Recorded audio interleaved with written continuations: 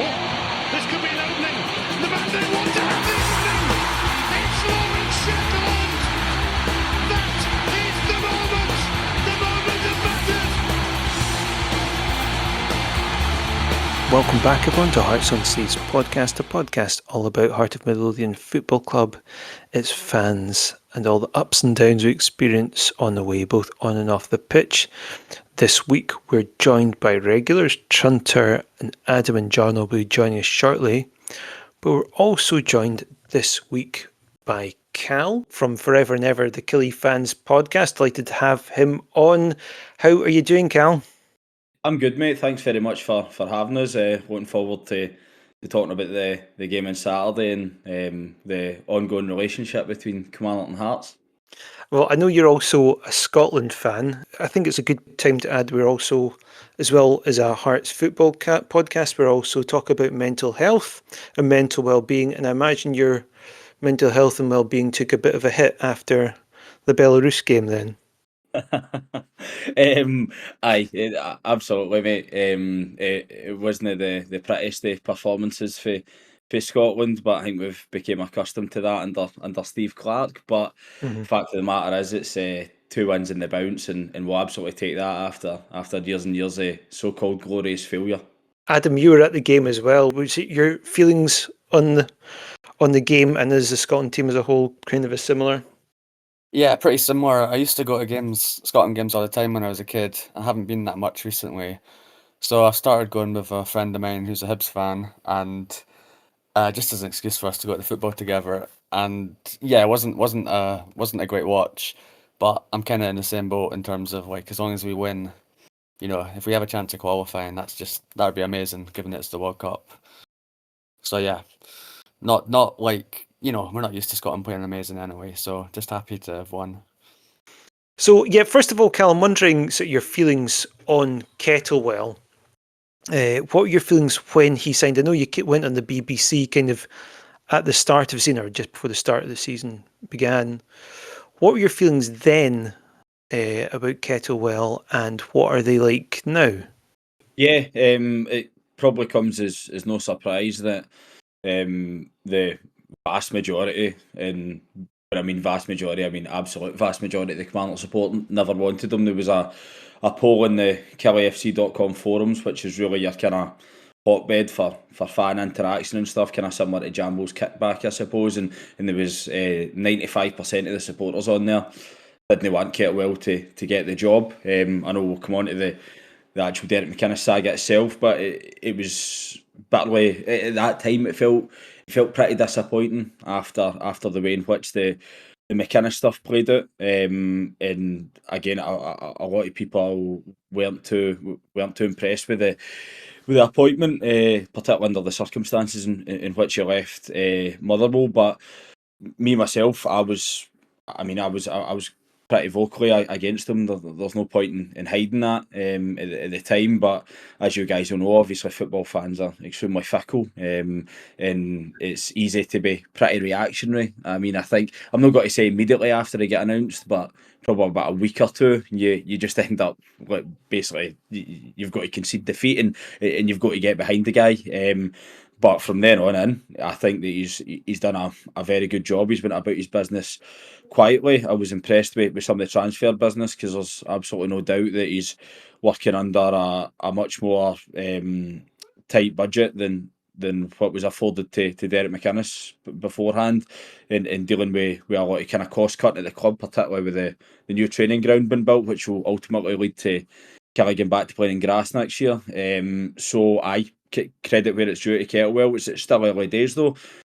We're sitting third in the league, but we've obviously only played 7 or 8 games or whatever. So I think it's a case of we see where we are at kind of Christmas and build for there. But the fans have got no real kind of expectations, because they appreciate that it's a period of transition for the club. But credit to Kettlewell, because he's certainly get the fans on side for where we started at the beginning.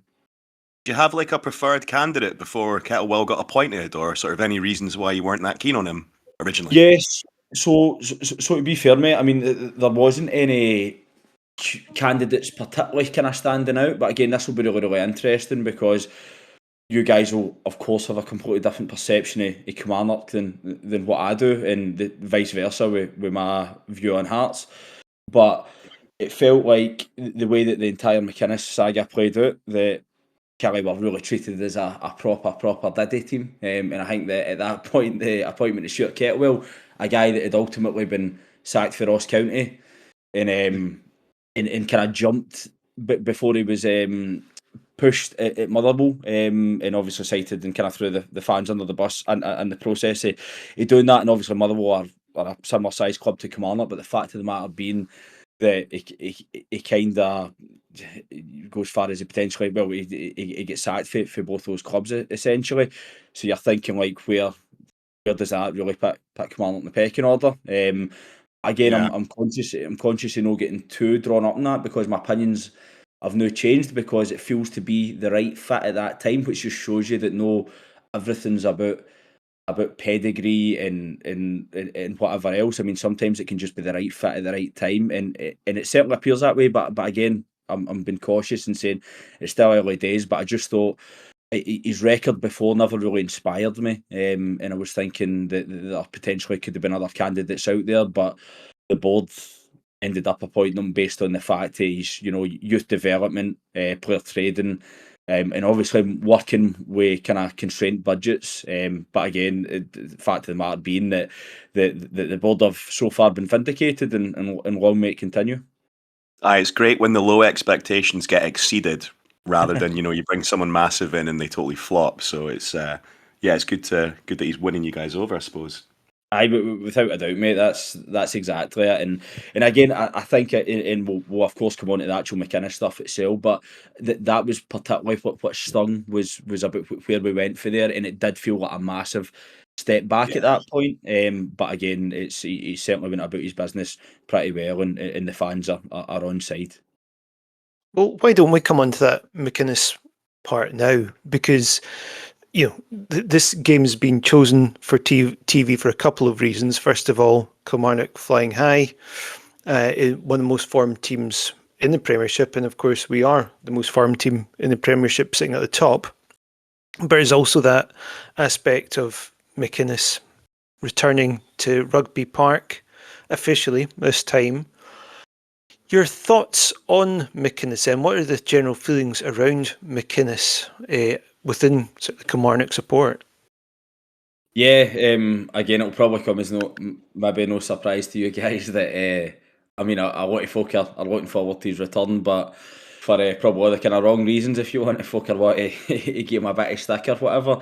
It's such a bizarre way in which this really played out, guys, because I mean, I was one of the guys I kind of tried to stick up for McInnes in my own podcast, and to like members of my own family, like for example, for the minute he came in the door, like the likes of my dad, absolutely despised him, never ever liked him, said, like he should have done better at Aberdeen. But the fact of the matter, when he came to Killie, we were sitting fourth in the Championship. Don't get me wrong, there were other factors at play. We had games in hand, but the fact of the matter was we were fourth in the Championship.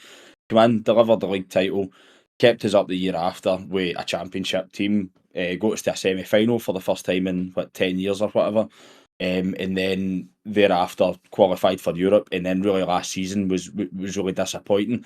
But on the other hand, the other side of that, we had literally the worst away record in Europe at one point, and our away record under him was absolutely pitiful. The highest paid manager in Kilmarnock's history, which is really it's staggering when you consider that some of the managers we've had in the past. In addition to that, he was afforded a far bigger budget than probably any of the management team over, say, the last kind of 20 years or so, probably for the real beginning of the Jeffries period. He's had the biggest budget for there. So again, when you look at that in a top flight status, we've really outperformed ourselves one of those seasons in qualifying for Europe. Obviously coming behind you guys, we finished third that year. But the two seasons that kind of sandwiched that were really disappointing. And one of them we stayed up in the last day of the season, essentially. We avoided the playoffs. And then last year we only stayed up with a couple of games to go. But so that cycle felt like it was probably kind of coming to a natural end. I mean, if I kind of take you to maybe December last year, we got an absolute doing at Ibrox, and that night you were thinking, this maybe isn't a happy marriage, and I can see this kind of coming to a natural end at the end of the season or whatever.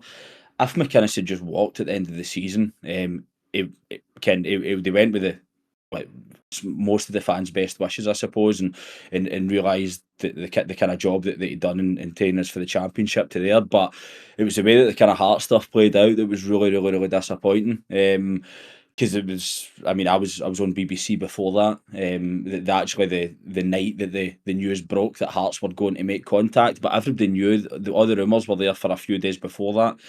And you just knew that he was having discussions when the club's future in the top flight was uncertain at that point, which really wasn't a way to conduct himself. A lot of Killie fans have actually said, oh, it's actually Hearts that have conducted themselves poorly in this, but Hearts don't care about Kilmarnock. Hearts' interest is Heart of Midlothian. They don't care about Killie. But if McInnes was their number one target, they should have went to him and said, Del, we want you to take the job or whatever. McInnes said, right, I'll give you my word, but I'm not doing anything to the end of the season. But that isn't what played out, and so having discussions behind the club's back, and the fact of the matter, what he take the team against Hearts in that Sunday was just absolutely wild. And Killie didn't conduct themselves well. They should have taken that decision out of his hands far earlier in the week, because he was still in the dugout for that game against Motherwell, and it was just an absolute shambles. But I know I've went on a long-winded one there, guys, so apologies. But fact of the matter is, if McInnes just went at the end of the season, it would have probably went with the vast majority of the sport's best wishes. But the way that it was played out, again, a lot of the fans will be ready to give him stick on Saturday. No, I think we all get that. Like, I was thinking that at the time. That's a honking situation to be in with him. I think I'd probably hold that against the manager that did that to us too, to be honest. Aye, that's fair, mate. And again, it makes us feel a bit better, because, as I said, Hearts fans and the board at Hearts, that their priority is their club. They'll not really care about Killie. And don't get me wrong, if you're in the receiving end of that, you love it, because it does make you feel like, and of course Hearts are a bigger club than Killie, like that goes without saying. But I think that the McInnes stuff, again, the fans would have been happy for him to go at the end of the season anyway. It just felt really underhand and really, really kind of disrespect to the club, particularly the Sky Sports shambles with Chris Boyd, and Chris Boyd especially. We all know who he really loves, but he's supposed to have some kind of affection for Kilmarnock, but it never looked like it that day. Yeah, I could completely forgotten about that, but that was a really sort of awkward moment. And yeah, I can understand why there was. I can imagine when, is it Premier Sports or Sky TV? I can't remember whoever's broadcasting it at the weekend. They'll no doubt bring that up as well for the added bit of drama.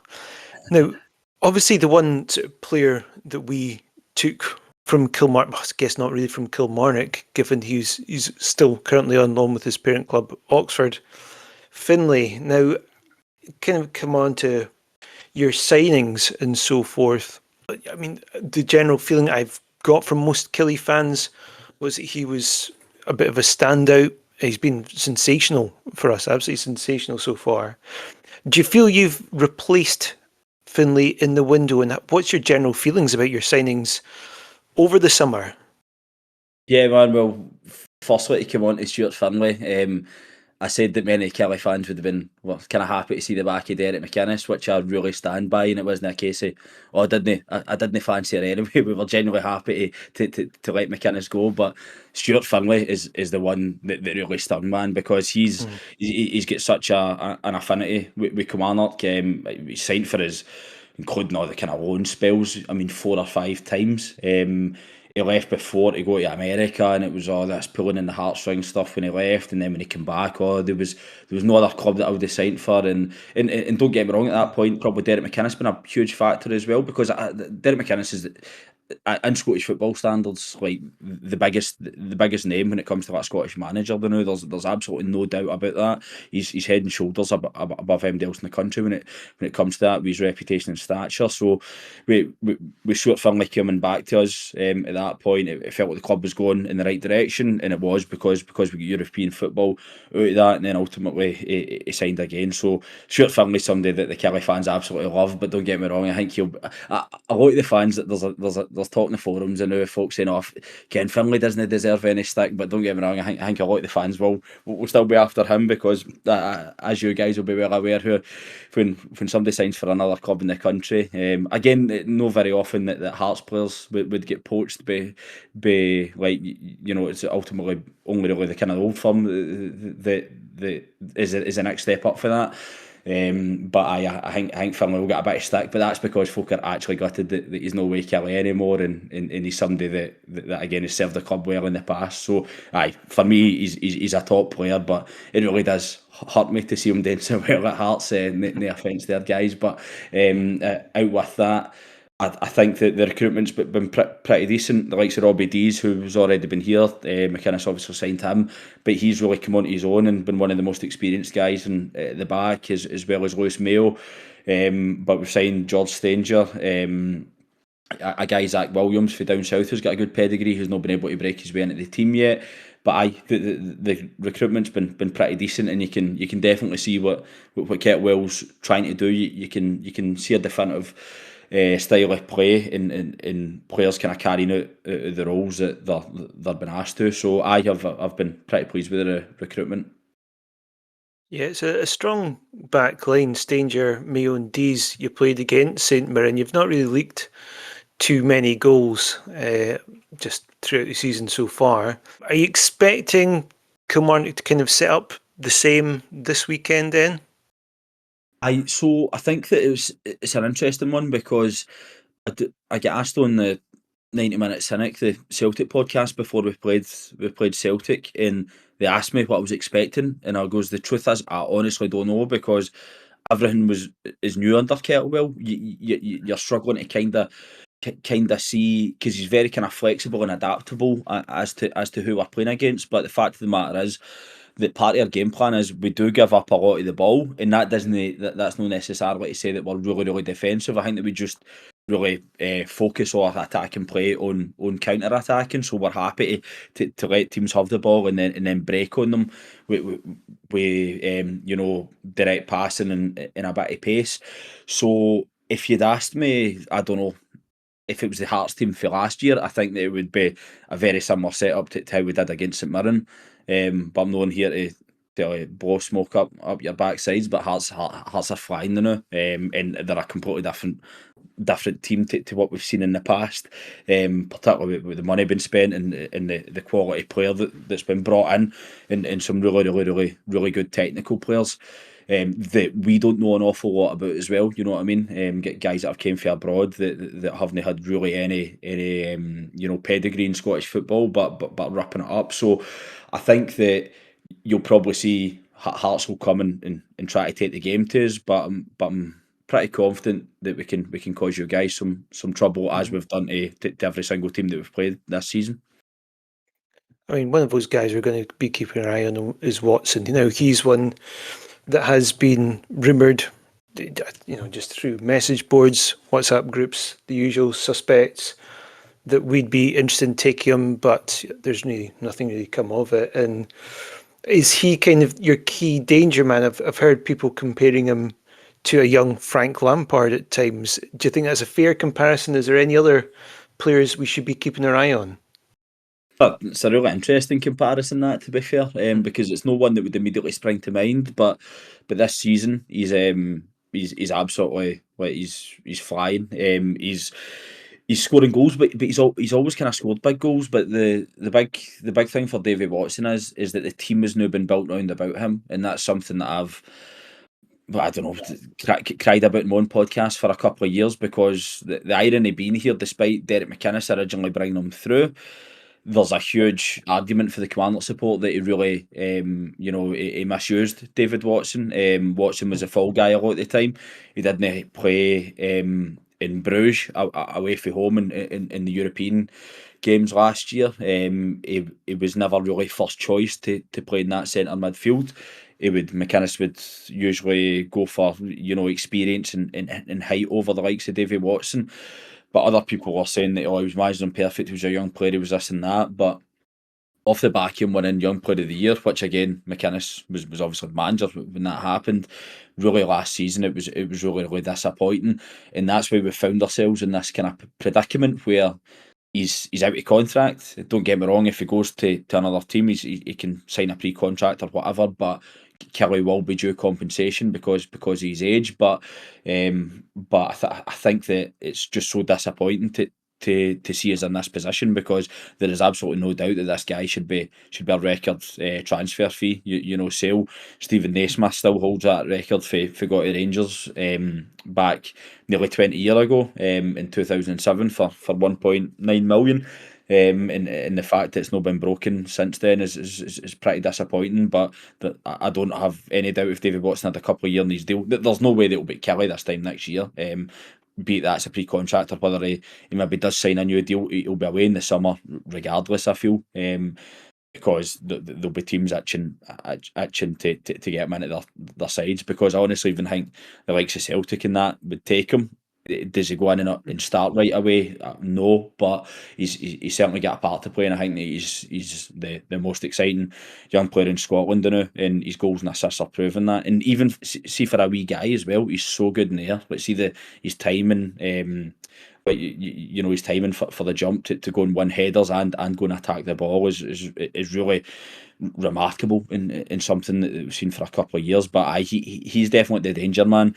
But other than that, you've got the big man, who's somebody I bet McInnes would have absolutely loved to have worked with big Marcus Dackers up front, given the fact that he's 6'7", but he's a big awkward guy. You know what I mean? He's actually pretty technically gifted. He's no like the complete bully striker that you would think by his size. He's a lot better kind of holding the ball up and linking the play with his feet.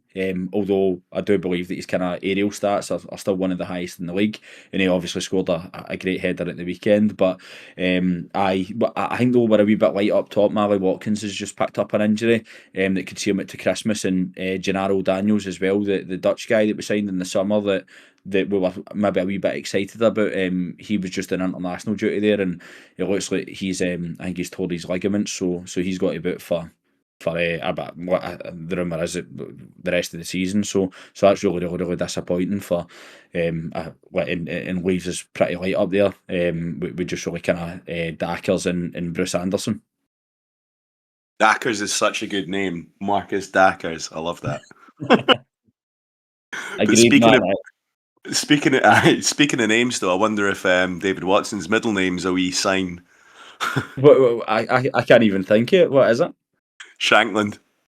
Oh, is it? Oh God, man. Well, that's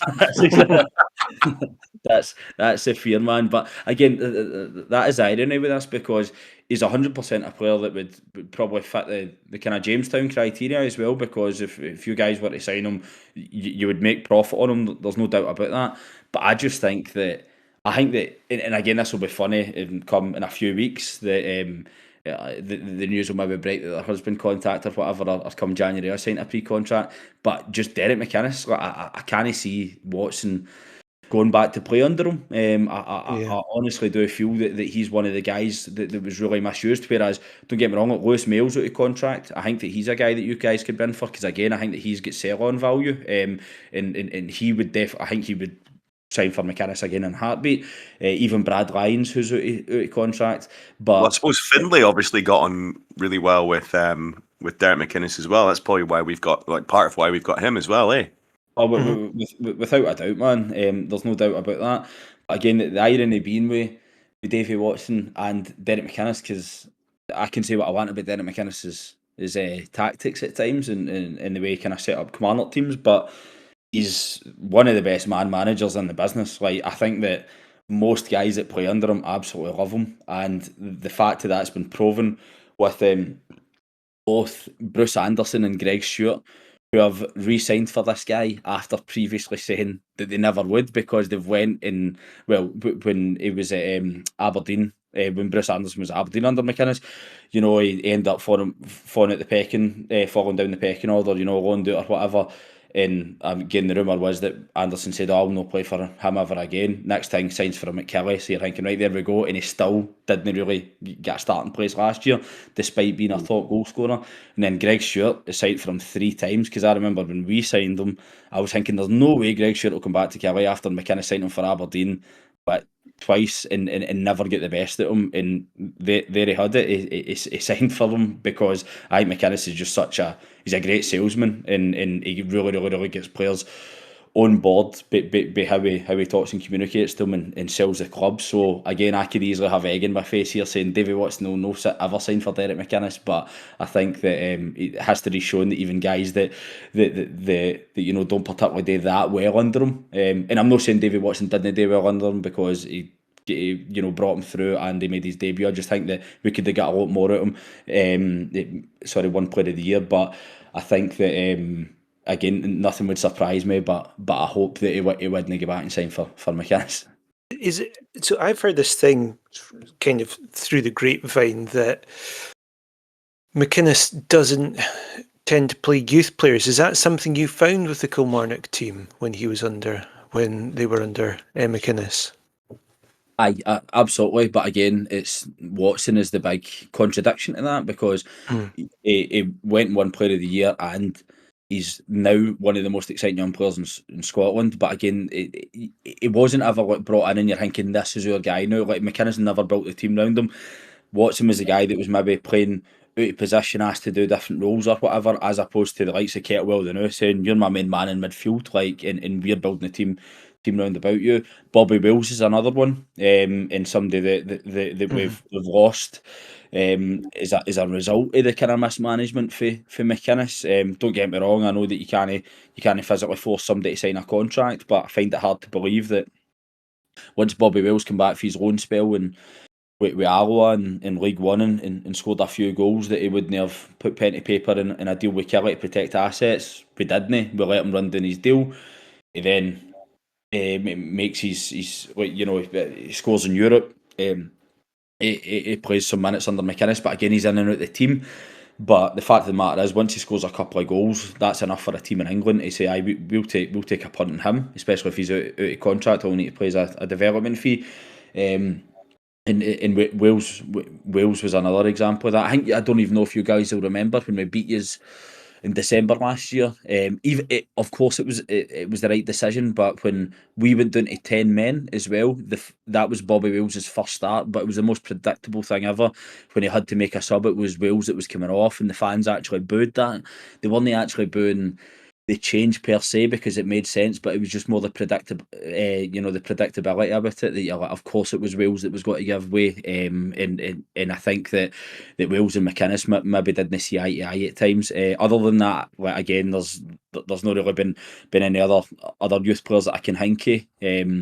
Ben Brannan this year's ripping it up. I'm got to be honest, if McInnes was still here, I don't see him throwing him in. I honestly don't, but that's just my opinion. Like, again, it's I think history's shown that, as you've said yourself, mate, that through the grapevine that there does seem to be this thing that McInnes prefers experience, but that's hardly anything new. Like, most managers are probably like that, but I think that at times McInnes just, he was a bit too cautious, and I think, like, the best example of that was no playing Davy Watson 1 minute when we were playing Bruges away in Europe. I don't think you see any other team in the country where the young player of the year in Scotland sitting on the bench and no seeing a minute in a game like that. It was bitterly disappointing.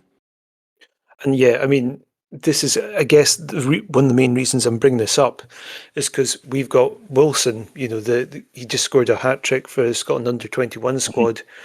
This is kind of, so look, there is the part of the fact of the matter is that he's just not really getting a chance due to the form of others in the team, such as Braga and Shankland.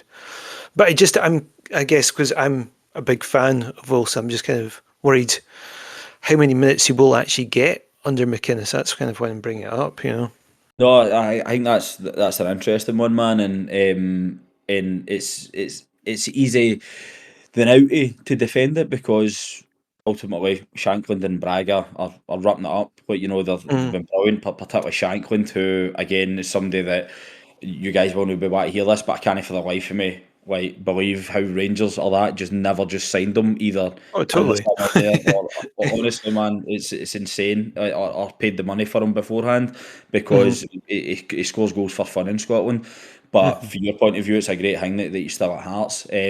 So I think this will be an interesting one because McInnes has been vindicated. He's getting the teams right, and he's a sitting top of the league. So that's probably one that you're better coming back to. But I swear I'll not be surprised if maybe I'm not saying that if the wheels come off, but the form that doesn't quite hit the same heights as they're now, then fans will start asking, well, why is James Wilson not getting a sniff, and maybe McInnes will then use that when they need results not to play youth guys as opposed to bring them out. But again, contradictory to that, he played Davy Watson when Killie were in the midst of a relegation battle, which really went against the grain of what history's shown with McInnes. So again, you never know, but I think it's a good point you bring up. I mean, also just I know that when you mentioned that Kilmarnock game in December of last year, that'll give quite a few Hearts fans listening to this some nightmares and PTSD, because that was one where we ended up playing, it was like 85 minutes or something like that against 10 men, and we still couldn't get anything out of it. It was a horrible game. I think that was the first one where I just thought Critchley is not going to be the man for us. If you can't win against 10 men. I think we thought that when he got appointed, right? Yes, correct. But that kind of hammered home my Yeah. point. But Yeah, we don't like talking about last season too much, do we? After Naismith's ending, and funny thing is, Naismith was a brilliant player at Hearts and started off well as manager, but yeah, awful ending at Hearts as well. But yeah, hopefully brighter times this season for both clubs, right? Adam, I'm wondering if you want to ask Cal about any of the former Hearts players and his thoughts on them, the ones that, because, maybe about, was it 15, 20 years ago? There's loads of sort of Hearts kind of legends When heading Jeffries over. when that'd be interesting to hear actually. When Jeffries became manager, what was your kind of feeling on Jeffries? And obviously there was a few guys like Fulton and that made the move. What's your kind of memories of that period from a kind of Hearts connection point of view? I know that was definitely part at the time, man. When Jeffries got the job, that we turned into many Hearts, and I think that. But again, it showed the like again Jim Jeffries is obviously a legendary figure in Scottish football, and the kind of him and Billy Brown been the bad cop, badder cop kind of tag team with the two of them being absolutely bonkers. But these guys obviously wanted to play for them, and the pool was going back to play under the likes of Jeffries. But I've got great memories of the Jim Jeffries Killie team. I think that at times it gets overlooked. That's really when I started going to the games, was kind of 0203. Because I'm just about to turn 30, so 0203 was when I started, and we finished fourth under Jeffries that season. And for there on, it was a period of stability. You know what I mean? We consistently kind of finishing the top six and never really been in any threat of relegation, and that's where I always feel that Kilmarnock should be. I think like they're kind of par position in the league is like seventh or whatever. You know what I mean? If we perform pretty well, we usually get into the top six, but everybody's capable of a wobble. But I think that Jeffries always kind of had Killie, fighting to compete in the top six. And that was during a period of cost cutting as well, to be fair, because that was right off the back of the, Killie paying $6,000 a week for the likes of Christoph Coquard, having Durant and McCoist and really throwing money at it, to then the Satanta deal collapsing. But the only criticism of the Jeffries period that probably went on too long, I think it was Killie 7.5 years. The last maybe 2 years or so, you could see it turning and getting the football became a bit turgid, because before that the football was really good.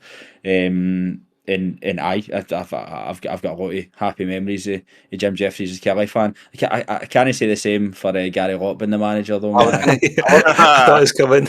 I mentioned that in the group chat before. I was like, should I mention Gary Lock? He just went after us. He like nosedived. Well, his whole career basically as a manager, he kind of stepped down a division. No, absolutely, man. But no, the Jeffries team was good, and some of the players were, particularly like I mean, Stevie Fulton was very good, as you say, and again, somebody that sometimes gets overlooked a wee bit. Yeah. But again, I mean, for me, I always liked Gary Wales. I know that he does a lot of the kind of Hearts TV stuff now, doesn't he? He's Yeah. usually the pundit on that. I always liked Gary Wales, a player. Gary Locke, when he was fit, was good, but the fact of the matter was he just was never fit, and I think Moose paid a big wage at Kelly. But at the end of the day, no football player wants to be injured. You know what I mean? They want to be playing week in, week out. And even guys like Grant Murray and stuff, like he was brilliant for Kelly, great servant. And we even had a wee spell like Jose Katongo at Kelly when I was just a wee guy, and you always liked him just because he was fully. Sorry. That'd be No, the no, Danny no. Invincible years as well, eh? That's right, mate. Aye, and that was one of Jeffries' his big signings, and played under him all the time, probably to a fault. But aye, the Invincible was just a pure engine, man, and could get him down and score goals as well. So no, it was a good period. I was Yeah. I was at uni when Jeffries took over at Killie, and I think it was 8 of us in our dorm, and the guy that was one room along from me, he was basically his life was Kilmarnock, so it was so it was so infectious. And he started off. I just remember he started off being so miserable and dour about Kilmarnock, and then as the results got better and the performances got better and stuff, it was like I say, it was infectious to hear this guy talk about Kilmarnock. And I've always had a wee soft spot for Killie ever since back then. So that'd be what, 2003. So yeah, I always keep an eye on the results. You know. Well, Yeah, I I'm, mean, I'm delighted to hear that, man, because that's good to hear. Don't get me wrong, I think all that goes out the window on Saturday, but it's nice to hear. Oh, aye. And it's funny as you say though. To be fair, like because at the beginning, because again I was just young, so I've got no recollection of like kind of Bobby Williamson leaving and Jeffries coming in, but there's a lot of Killie fans, man. Like I think this is where the real negativity started. Like I know people like they were evidently like generations older than me, but they stopped going to the games when Jeffries got the job, which was just insane. Like I was like, guy was managing in the Premier League in England a year before it. You know what I mean? I think it was because at that time Kelly thought they were now we got to get Tommy Burns back, and that never materialised. And Jeffries wasn't the punter's first choice, but it was the right appointment at the right time, and went on to have 4 or 5 really good seasons at Kelly. yeah, it's funny actually how like obviously Jeffries is such a legend as a manager, us, and he was a player as well. But it's actually quite funny that he was manager of Killie for longer than he was for us, which is kind of hard to believe looking back. And I think guys you're mentioning like Stevie Fulton, I think people forget how good a player he was. Like technically, obviously fitness wasn't always brilliant, but technically I think he was a great player. Gary Wales was brilliant at Hearts until he got injured. I think it was Arthur Newman took him out, and then wasn't the same after. But yeah, I think the guys you're mentioning were all kind of good characters, and obviously if they worked with Jeffries at more than one club, they were obviously like all liked by him. So yeah, I certainly remember that period. I'd kind of look out for Killie results just because of Jim Jeffries. So nice to hear that you have positive memories of at least one Hearts and Killie related manager out of the three of them. So Absolutely. that's good. Good to hear. So let's look ahead to Saturday then. We've kept you for quite some time, Callum. Really do appreciate it. What are your thoughts on the game for Saturday? Is there any Hearts players that you're concerned about? And yeah, just your thoughts for the game itself. Yeah, I mean, there's as I kind of touched on earlier, I think that some of the guys brought in that have got no connection to Scottish football, and Braga being the big one. I mean, I think that he just looks different class for anything that I've seen so far of this season, and his name escapes me, but the boy obviously out in the left wing that cut in and scored the absolute belter the other week there. He Kizaridis, yeah. aye man, like he looks top class, and the kind of guy that I would. You know that wouldn't look out of place in the kind of Romanov era Hearts teams. Like these are the kind of guys that you would fear. So there's no doubt about that. Having said that, of course, Stuart Findlay, who knows Kilmarnock inside out, but then again we know him inside out as well, so it's where that goes for us.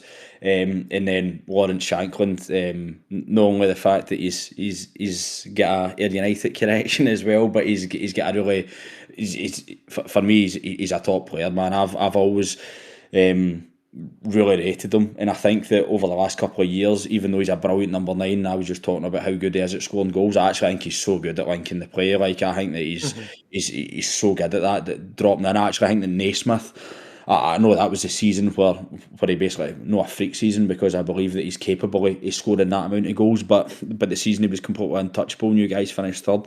I think that Naismith actually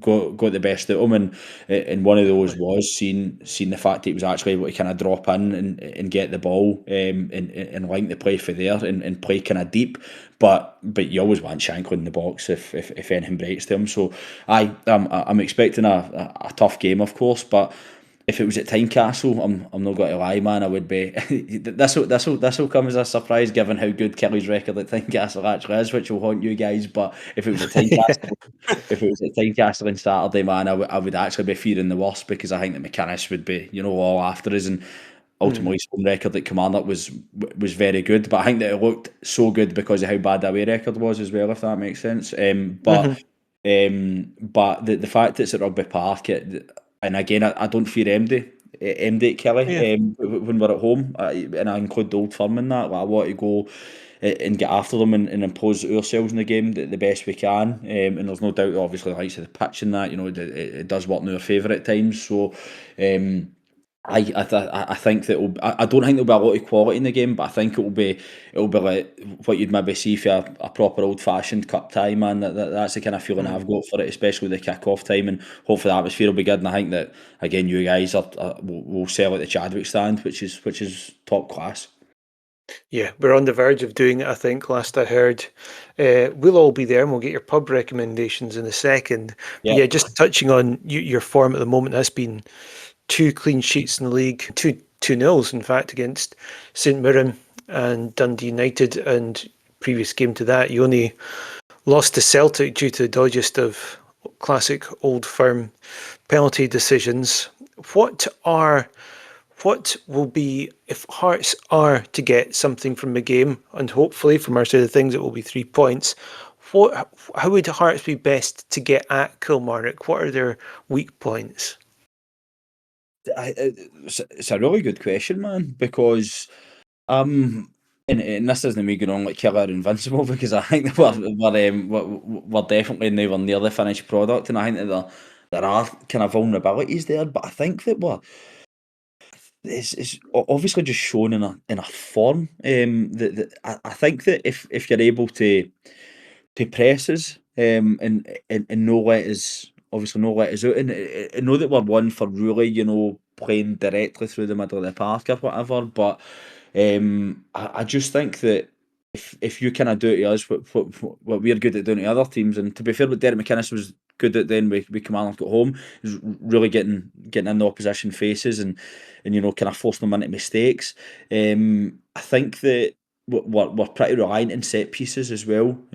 So I think that if you are able to defend your box well when it comes to set pieces, that will help you and potentially let you leave with a clean sheet. But again, it will be an interesting one, because I think you're talking about 2 managers who are really, like, they change their style pending what the opposition do a lot of the time. But if I was Hearts, I know it kind of sounds like cheesy and all that, but I would just go and do what you are good at, man. Like, again, you want the likes of Braga on the ball. You want Shankland and then the chances. But again, it's I know that Celtic aren't great at the moment, and you guys will be rubbing your hands at the prospect of welcoming them to Tynecastle in a couple of weeks as well. But again, they really struggled against us. Like, I think that we sat in for too long against them, but particularly that last 15 minutes, I thought we were excellent, and there was only one team that was got to win. But again, it actually wasn't theirs in the end up. You know what I mean? But I think the momentum really swung at that point. So I know it's a tough one, man, because I can't particularly say, because it's still early days for us, and I'm still trying to see. I can definitely see what we're doing, but again, I'm not sure where the obvious vulnerabilities are. Because I was going to say, like, again, if you try to stop David Watson, but David Watson kind of thrives off of kind of battling with folks. So, aye. So again, I'm really not sure, mate. Be a good addition for Watson, eh? Aye, that's very true, man. But again, if you get that, McInnes will end up playing him right wing back or something like that, mate. So I wouldn't get too excited.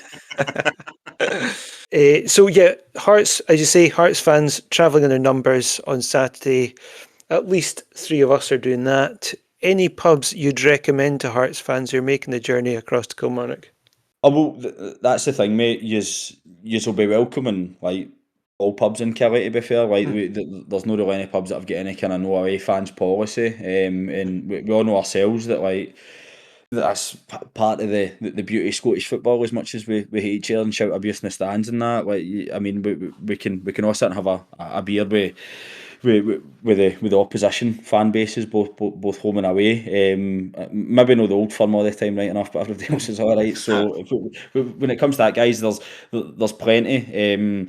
The standing man in the town is kind of pretty cheap pints in that, and they've just recently adopted their the banned their no footballing colours policy that they had for years there, but they're part of a chain, and you've got first edition in that's quite spacious, big beer garden.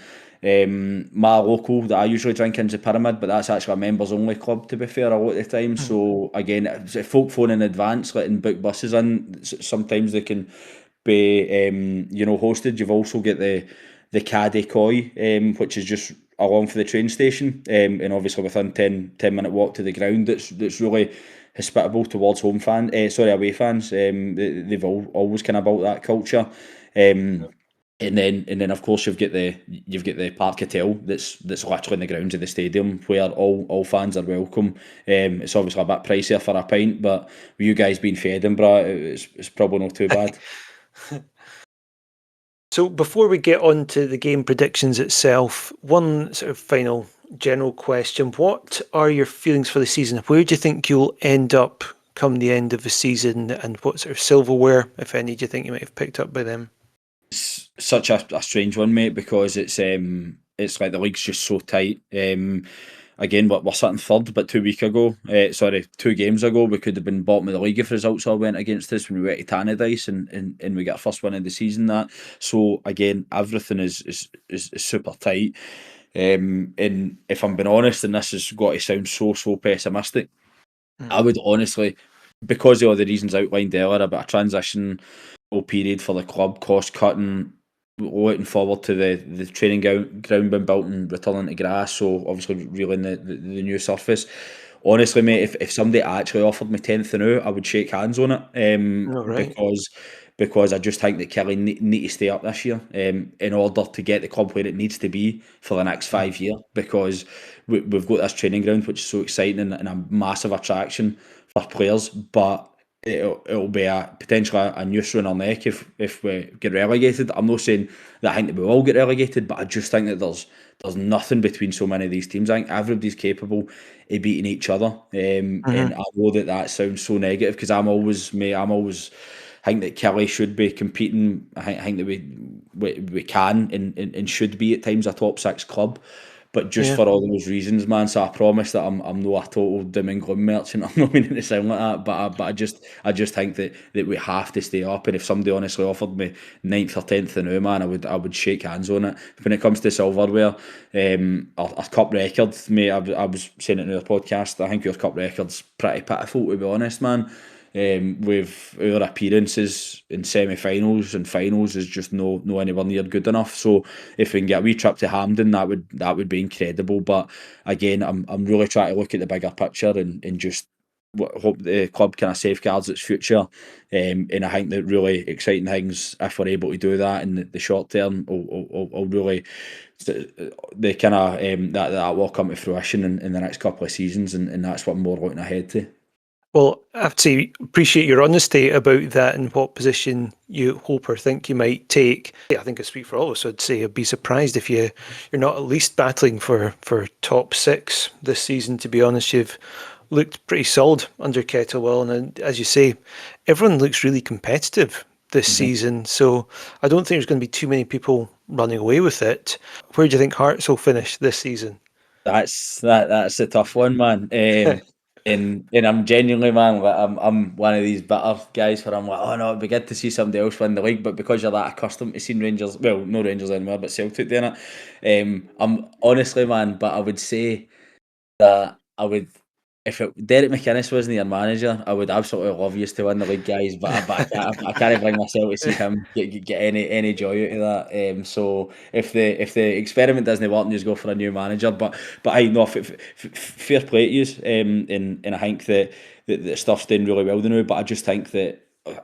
Again, it's exciting for Hearts because there is money there available. Again, you guys will talk at length about the Jamestown stuff and Tony Bloom, but I think that I just think that when Celtic really have to, they always deliver, and I know that's just so pessimistic of me, but this is coming for the guy that just tipped his own team to finish 10th and would be delighted with that. So you're maybe not asking the best, but I think it will probably. I think you could easily split the Old Firm. I think that it could be like 05-06, and that's not me saying that Derek McInnes will get the sack after 10 games like Romanov done to Burley. But if you split the Old Firm, that's going to be seen as success, man. Well, do you think the Rangers are going to get third? Oh mate, honestly, again, it's just who knows where they'll end up and where they'll go with their managers, because obviously the Gerrard stuff is off failing. It's flat in its face. So I again, who knows, man? Because Rangers are absolutely rotten, and I think if they go down the route of another experiment manager, it'll be interesting to see whether again McInnes would emerge as a candidate for Ibrox now. But I don't know whether it'll be Danny Rowe that gets that. Well, if McInnes goes, then I think we should form a wee support group back on here. We'll all meet up again. Mate, that's exactly what you'll see, mate. If Rangers come calling, man, I wouldn't rule it out. Don't say that. Don't say that. Come on. Why would he leave us with this, good possible future for absolute joke of a club like Rangers who have gone through about a manager a year since they reformed, Oh, mate, I know. Don't even say it. Bring back Danny Rowe. Aye, no, exactly, man. But no, again, it's just again shows with the mindset that you just ultimately think the Rangers will get their act together. But as you rightly say, mate, they're absolutely tortured, and who knows what we'll do there. So, I think that I just think that Celtic will eventually, get their act together.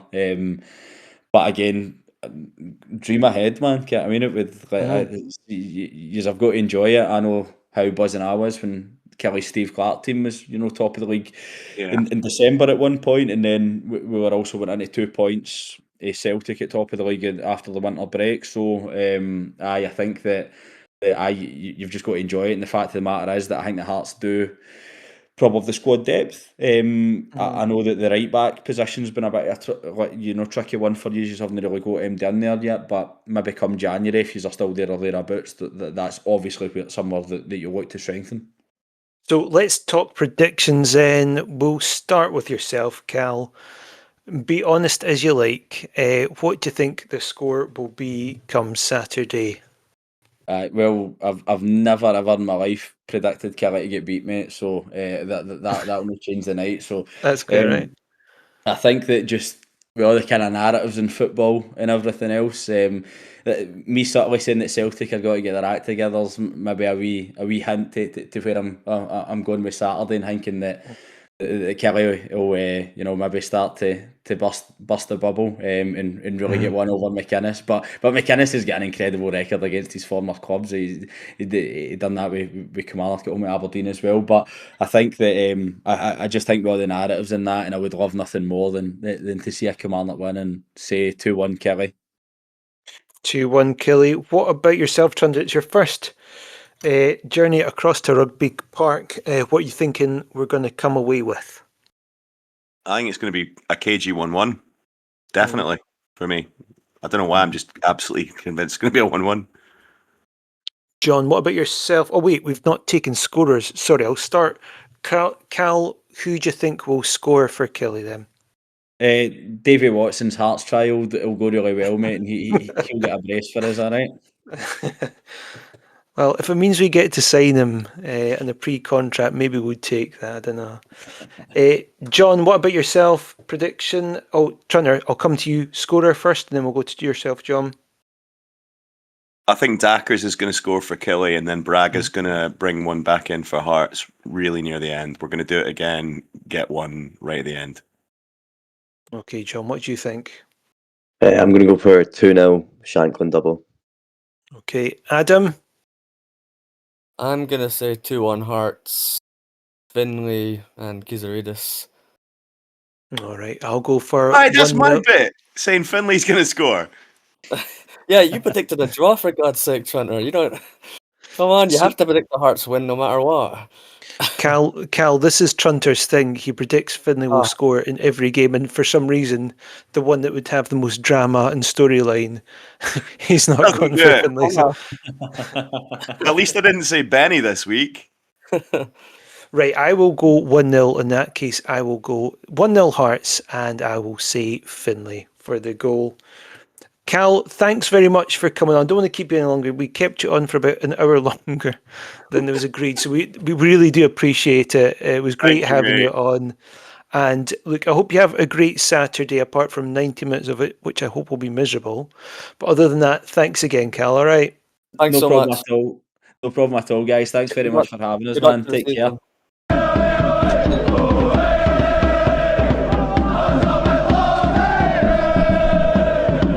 Okay, right. So thanks again to Cal for coming on this week and giving Killie's view of the game at the weekend. We're going to, before we do our usual quizzes, we're going to have an international roundup. And John, you've got all the players who were playing in their respective international teams. Yeah, perfect. So we'll go with the Scottish ones first. Obviously, Gordon was back on the bench for Scotland. Obviously, he didn't play any game time at all over the two games, but obviously good to see him back in the squad. Still shows he's the best, or one of the best Scotland have got at the moment. Yeah, but is that great for Craig Gordon, or is it terrible for Scotland that he's getting called up when he's not played? Yeah, it could be. It's $1 million question, isn't it? Yeah, man. I mean, Angus Gunn's not kicked the ball in anger for yonks. Oh, so what does it say for Xander Clark when Gordon's He's probably done. Yeah. Under 21s, Wilson got a hat trick and 12-0 win against Gibraltar.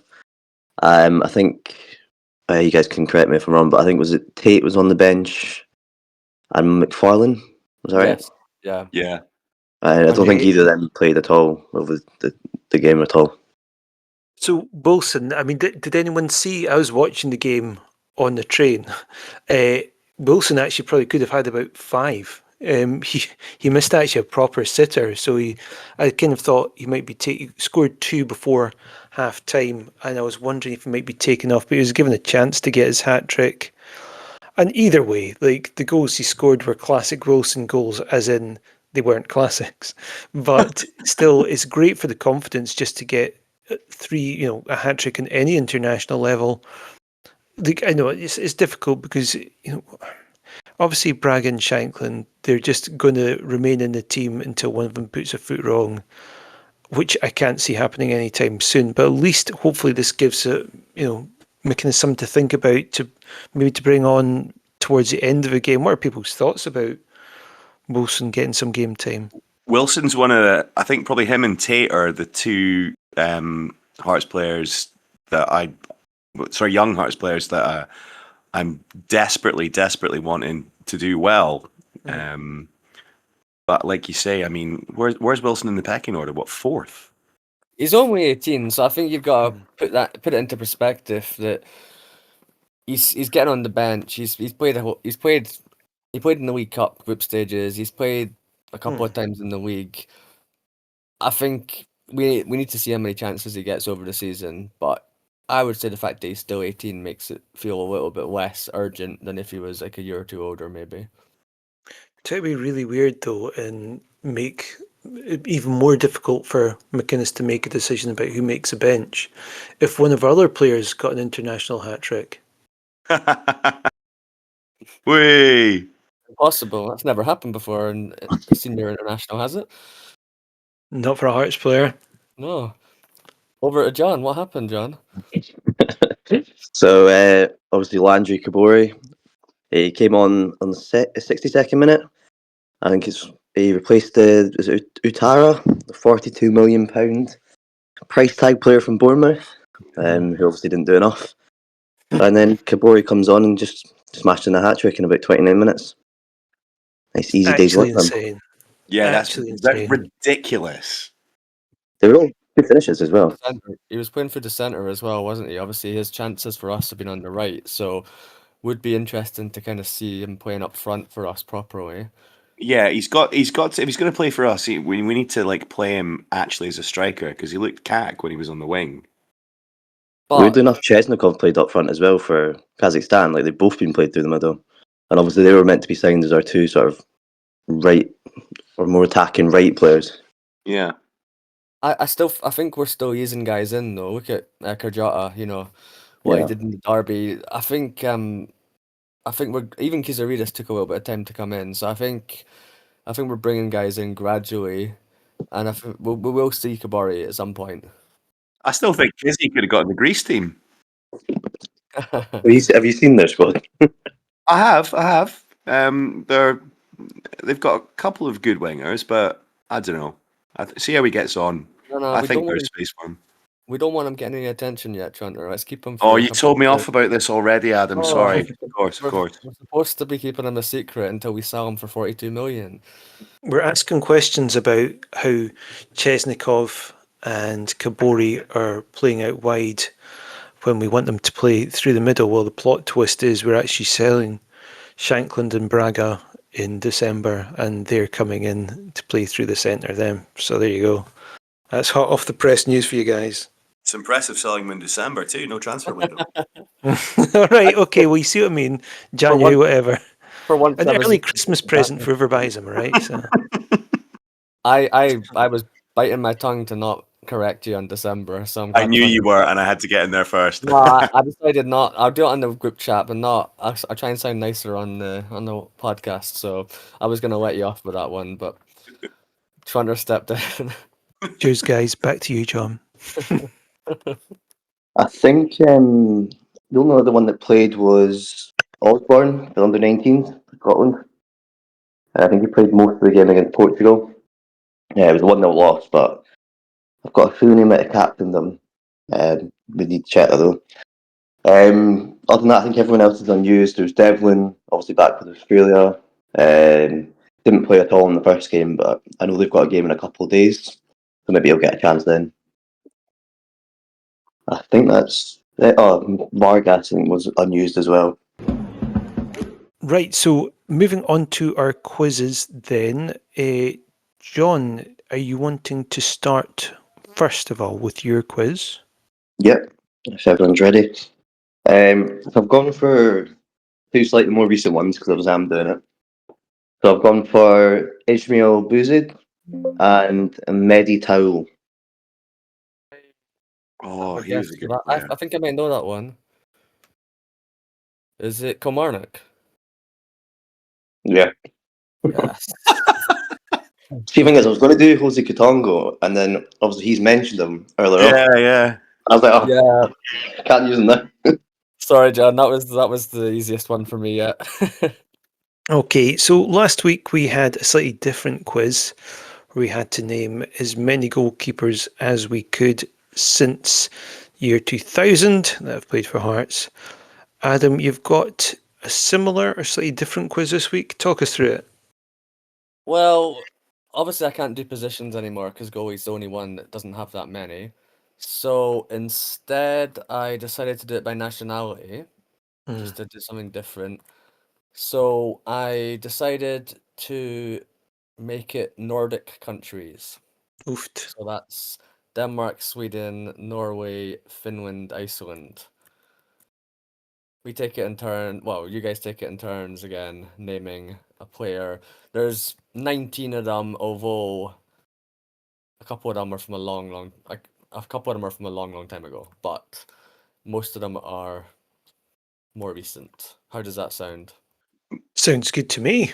I like Sounds So who Eh, started last time? Hunter. Yeah, so we'll get Jamie can start this time. fine. In that case, because I served him once when I worked at Game Station, I will go for Eggert Johnson. I remember that. Yep, 154 appearances. We've got 19, by the way, but 3 of them are from a long time ago, so this won't last quite as long, maybe. John? Orskrevink. Yes. Hunter? Juho Michaela. Yes, not one of the Does better he ones. finish? He's not finished. Oh, let's not do it. I don't know if you were setting that up or if you were actually asking. As 23, soon as I said it, I realised I'd done the setup. But yeah, well played. 23 appearances. Sorry, who did you say, John? Borchgrevink. Yeah. Borchgrevink. Sorry, my thing cut out. In that case, I'll also go for a current player, and I'm going to stick with the Icelandic theme and say Thomas Bent Magnusson. Yes. Noring, the keeper from the last episode. Yeah, there's going to be a bit of overlap, isn't there? That's cheating a little bit. Nah, it's not really. He had 3 appearances, Swedish. Hunter? Oof. Is Khartoum Nordic? He must be. Yes. Norwegian. I'm trying to think of that other Icelandic guy who played for us a while back.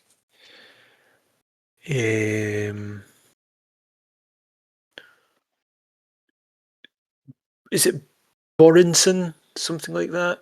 Oh, the striker I always mention, Hjalmar. Yes, that's it. His surname is like Thorarinson, so that's the guy. He seems to have come up a surprisingly high amount of times for someone that's played 7 times for the club. Gets mentioned on a monthly basis. But yeah, that counts because I know what you meant. John.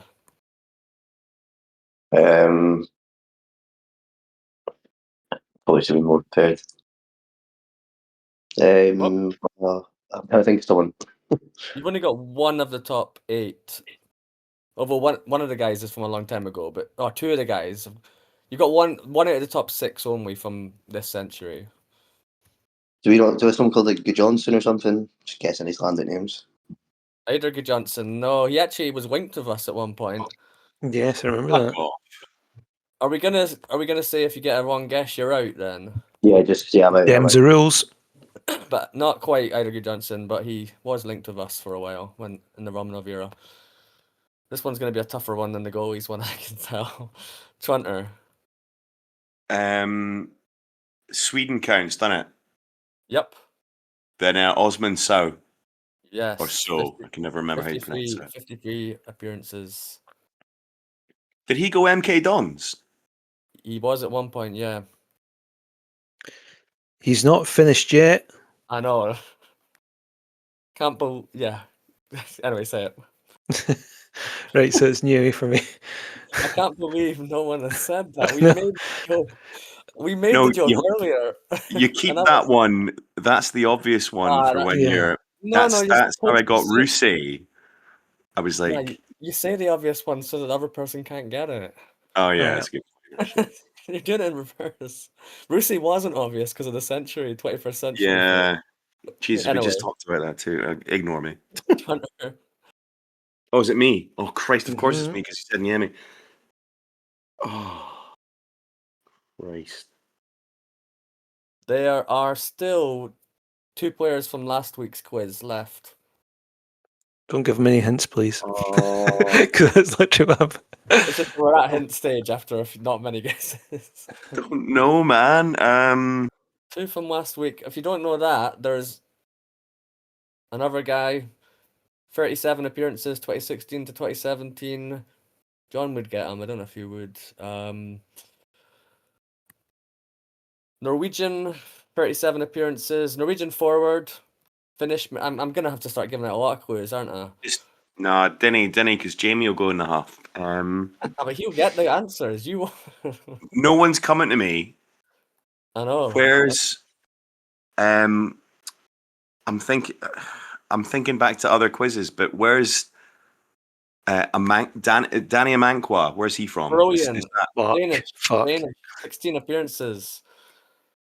Yeah. Well Get done. in? Come on.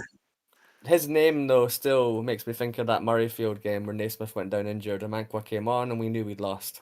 Yeah. So the one that I'm remembering from last week, Moylanen. Yes, another fairly mediocre player. Mm-hmm. I've nothing. I've literally nothing. We've got 5 left that you might get. One of them, you started going in the 90s, right? Yeah. Jeffries signed a forward who was rubbish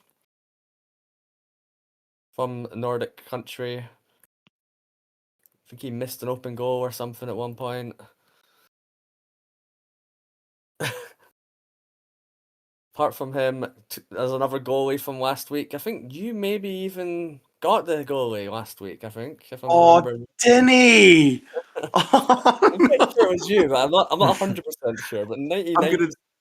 I'm gonna double kick myself. And when you said, I know it's nothing to do You with definitely Jim. said them. You definitely said them. Shit. One appearance, Trunter. One appearance. Oh, fucking your boy that let the ball hobble over his foot. I can't get his name. You got it last week. I know I did get it last week, but I can't get it now. You're closer than this. Do you want me to spell his name?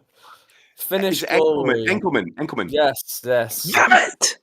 I'm being a lot more generous this week. I'm gonna have to go for an easier quiz next time, I think, because this is not. This has been tough work. Jamie, there's basically 4 guys left that you'll know in living memory. Yeah, there's only one that's jumping out at me. I'm hoping Trunter's got nothing left because I think this is probably my final one that I can provide off the top of my head. Mike Tulberg. Yes, good one actually. Only made 7 appearances.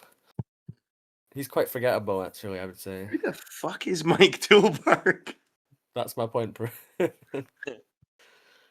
Right, you've got 3 guys left you might be able to get. Norwegian forward, 2016 to 17, 37 appearances, Trunter. Finnish midfielder, 2001 2002, 25 appearances. Swedish forward, 95 to 96, 10 appearances. I feel like I'd be getting these. At least a couple of them. Oh, I can't do any more though. That's enough quiz. Sorry. look, I'm gonna call it there for me. Nothing is coming to my mind. Do you know what? The only name I can think of now, since you said missing an open goal, is Chris Abulumo, and it's nothing to do with Hearts. But I'm tapped out. All right, Jamie. Do you know any of them? You need one more to win though, because you. No, to be honest, I was too busy googling Mike Tulberg, so it's up to now. He's I know. Yeah, that was for Mike Tulberg because I'd already got him. He's now current new manager of FC Midtjylland. Oh, So there you go. If I get one, I win. What? And If I can get one of those, I win. he's come back in. Swoop in for the win. Yeah, go for it. Let's go for it. When I said Good Johnson earlier, I meant Bjorn Johnson. All right. Okay. I didn't. That's when the you said 2016, I was like, oh, it's him. I knew you'd get that one, John. Yeah. All right. So the guys you didn't get: Tommy Gronlund. Remember him? Nope. Not especially. Finnish midfielder, Levine era.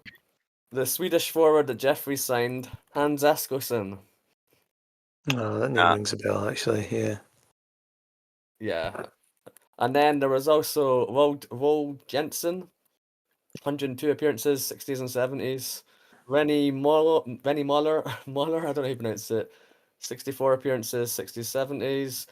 Otto Johnson, 1944, 1 appearance. There you go. Those 3 were impossible, but Otto Johnson.